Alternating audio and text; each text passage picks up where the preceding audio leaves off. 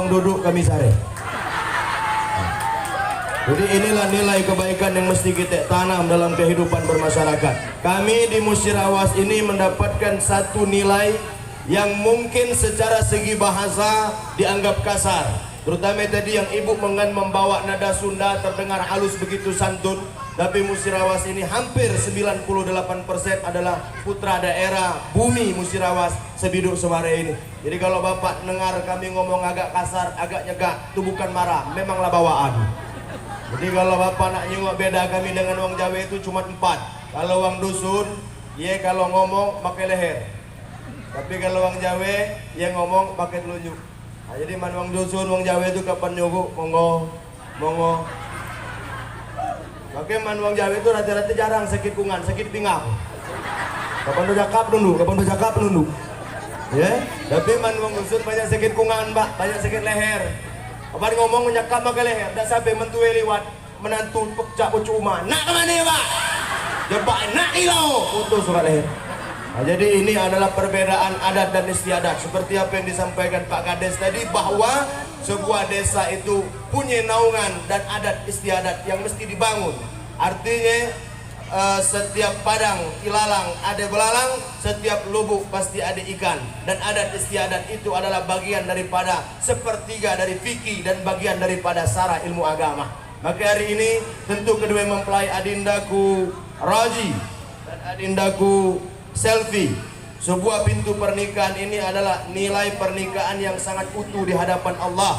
Dan ini bukan datang dari ambisi dan hawa nafsu. Dan sebuah pernikahan ini datang dari takdir Allah.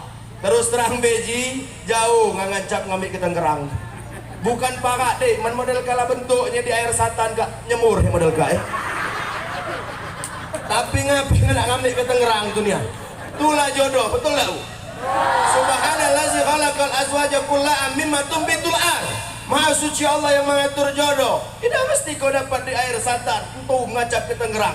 Man ngerasan ngone ke Tangerang tuh man ngone telok lah pecah memecah ngone pisang lah busuk mengusuk.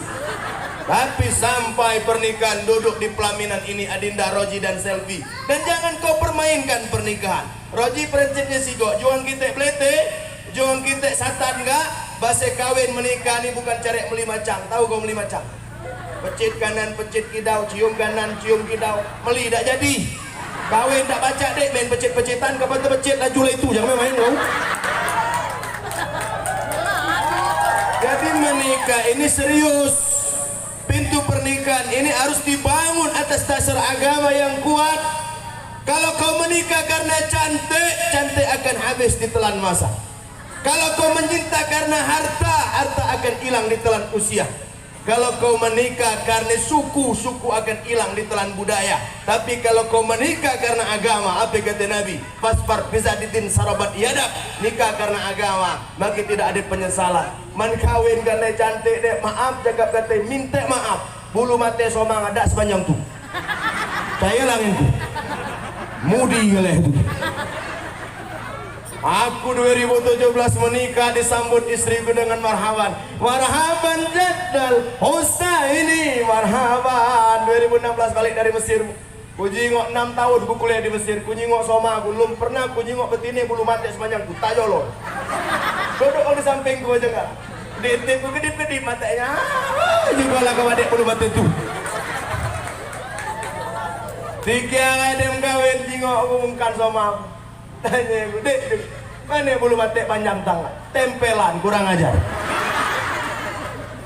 Menikah karena bulu mata hilang, menikah karena cantik akan habis.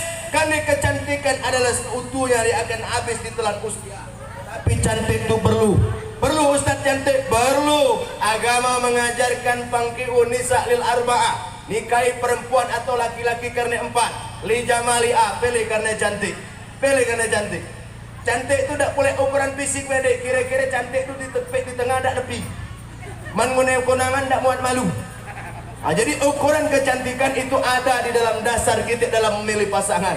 Karena ia bakal 24 jam. Kalau kita dapat yang tidak bisa membuat hati kita tenang, nanggung. Kepingo nyengok mengkan dia, ke dapur mengkan tula lagi. Nak tidur nyengok mengkan tu, bangun tidur mengkan tula boleh. Jadi kalau dak cantik buras berngos berhenti gitu. Maka kita ini pilih karena cantik nafsu. Sesuatu yang dihiaskan dengan agama akan berbuah pahala. Zuyyina linnasi hubus syahwati minan nisa. Setiap lanang pasti diberikan syahwat kepada wanita. Tapi syahwat menjadi halal dengan cara pintu pernikahan. Nah, duduk di pelaminan. Ibu mana jengok pengantin baru dengan pengantin lama, nak jengok kak model. Kalau pengantin baru duduk berdua dempet sambil senyum. Kalau pengantin lama duduk agak berjarak, si kok madap situ, kok madap situ. Mana hidup tarik jauh. Om pengantin baru gak padek kali. Masya Allah. Ini sementara. Pelaminan yang indah ini hebat sebentar. Tenda yang mewah sebentar. Tapi ingat, yang datang hari ini bukan cuma berharap makan meja prasmanan. Mereka datang hampir 500, hampir 800 tamu undangan dari depan sampai ke belakang. Artinya 800 doa yang bergantung di tiang aras Allah. Dan ku yakin Pak Kades, doa kita sami untuk beliau berdua ini. Barakallahu laka wa baraka alaikuma wa jama'a bainakuma bil khair. Dan kami tidak berharap doa ini Roji selfie dijawab minggu depan. Kami tidak berharap doa ini dijawab bulan depan. Tapi nanti terdengar kabar di telinga kami 30 tahun ke depan. Mana Roji, mana selfie? Lah Pina ke Jerman, lah beranak Pina di Jerman. 14 anaknya itu kena kami. Tapi kalau kami takut sekali doa ini gagal, kalau 30 tahun ke depan dapat kabar di telinga kami, mana Roji? Roji lah merantau ke Sungai Gelam. Mana selfie lah kena cepak ke Muara Megang situ. Jadi kau bukan cuma mengecewakan orang tua di kanan kiri, kau mengecewakan hampir 500 tamu undangan yang datang menyaksikan pernikahan kalian. Betul ya? Ini sebentar Roji. Duduk di pelaminan Kak Pak Raja dengan Ratu. Menengok setelan Kak asyik-asyik beramah kumbarang. Nih ya, Bapak baca sejarah histori Jawa Barat Pak.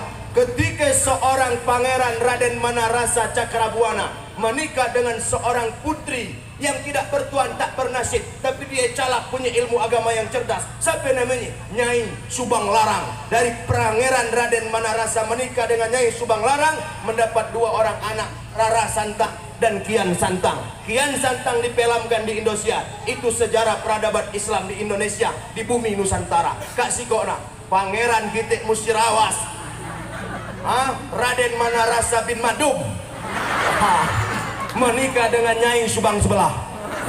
Itu. Jadi pernikahan ini melahirkan generasi yang baik. Sukuisme. Jangan kau bedakan menikah antar suku. Kalau kau menikah karena suku, maka berapa banyak orang tidak bisa berjumpa dengan suku. Wang Jawa ngan kawan kawin dengan wang Batak. Kenapa? Kata wang Jawa turun derajat belakang dengan wang Batak. Ngapa dai emas pindah ke tulang? Wang Jawa manggil emas, wang Batak manggil tulang. Akhirnya gara-gara bahasa, gara-gara suku, itu yang muat rusak. Aku 6 tahun Pak Kades kuliah di Mesir. 2011 aku berangkat beasiswa di Universitas Al-Azhar Kairo. Setelah 6 tahun aku uji aku deal. Jangan kau balik sebelum kau dapat bini wong Arab. Wah berat. Dapat cuman ngandune ke Indonesia. Balik ke Indonesia 2016 setelah selesai kuliah, membawa gelar lisensi diplom. Balik ke Indonesia. Kemudian aku 2017 sebelum mendirikan pesantren, aku ngomong dengan Mbak Gubah, aku nak mendirikan pesantren, tak mungkin aku dalam keadaan bujang, makanya aku harus menikah. Berjumpa aku, malah dapat calon, dapat. Wong mana? Wong Mesir je. Aku juga Mesir. Wong mana? Wong Arab, Wong Arab. Arab mana? Arab nengdi. Kula aku dapat Subang Jawa. Menikah aku dengan wong Arab nengdi di Purwodadi, Kabupaten Musirawas.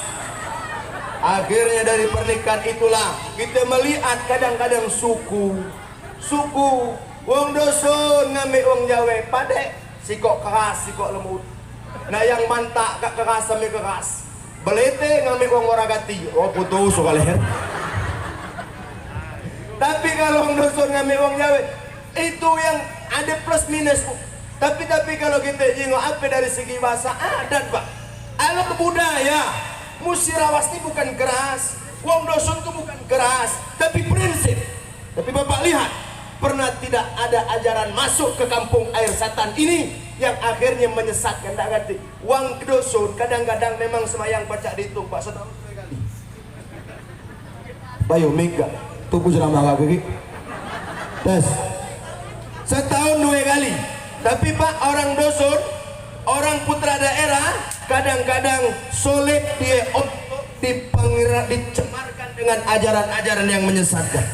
Ini terus terang Pak, kalau di Jawa aliran apapun laku, datang Ahmadiyah laris, datang Eka naman wong dusun gak yenganian, pokok ajaran nenek moyang. Kapan jo nenek kami lah macam tu, kami macam itulah. Dan itu prinsip yang jangan ditawar-tawar dalam hal agama. Jarang ajaran sesat masuk ke dusun Mambang Kelingi, jarang ajaran sesat masuk ke kampung Plete. Mati yang ngajo ajaran sesat tadi kan? Jadi kita tidak mudah terpengaruh. Tapi adat, budaya, keras, lembut, biasa.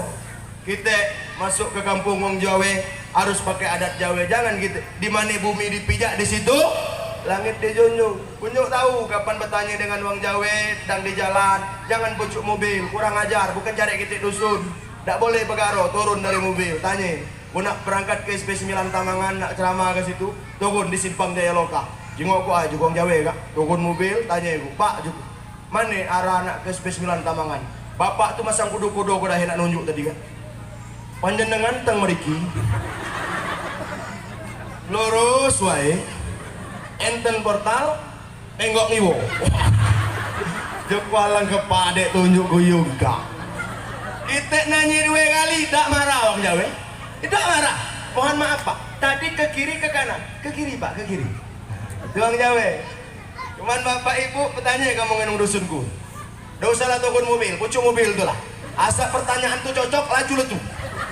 Turun kaca mobil. Yo, mana SP9 Tamangan? Mana megang golok-golok lah nunjuk. Nah ngajak si kak ya, lurus. Nah ada portal, ngidau. Jangan nyanyi 2 kali, putus pala kamu. Sorry om, tadi gak ke kidau lah, apa kan lah ke kidau bangga, ada tulisan ada itu tuh. Apa lagi ya balik dari kebun sawit tempat hilang, mati kau. Itu adat, itu istiadat. Tapi kita melihat adat, jangan kita timpang pilih antar suku.